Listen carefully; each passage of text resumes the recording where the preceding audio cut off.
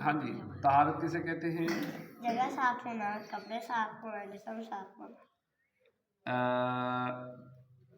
साफ नहीं, पाक होना क्या कहते हैं? पाक होना। दोबारा बताइए, तहारत किसे कहते हैं? जिस्म पाक होना, जगह पाक होना, कपड़े पाक होना। जवाब दुरुस्त है। इसके साथ क्या होना चाहिए? तयम्मुम। हाँ, तयम्मुम। अगर पानी है, हाँ, इसके साथ हमारा वुज़ू होना चाहिए। अगर गुस्ल फर्ज है तो गुस्ल होना चाहिए। और अगर पानी नहीं है तो तयम्मुम होना चाहिए। शाबाश, जवाब दुरुस्त है। चलें जी, अब हम नमाज की दूसरी शर्त ये हम पढ़ लेते हैं। बहुत आसान है। नमाज की दूसरी शर्त बहुत आसान है। नमाज की दूसरी शर्त है सित्रे औरत। सित्रे औरत। सब बोलिए, सित्रे औरत। सित्रे औरत। सब बोलिए, सित्रे औरत। नमाज की दूसरी शर्त क्या है? सित्रे औरत। नमाज की दूसरी शर्त क्या है? सित्रे औरत। नमाज की दूसरी शर्त क्या है? सित्रे औरत। कौन बताएगा? कौन बताएगा भाई? शाबाश शाबाश, आप बताइए, नमाज की दूसरी शर्त क्या है?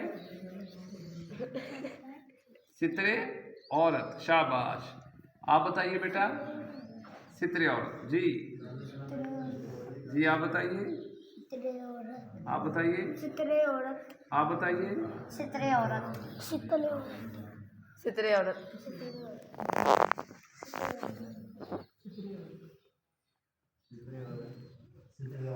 सितरे औरत। जी जी, इधर से।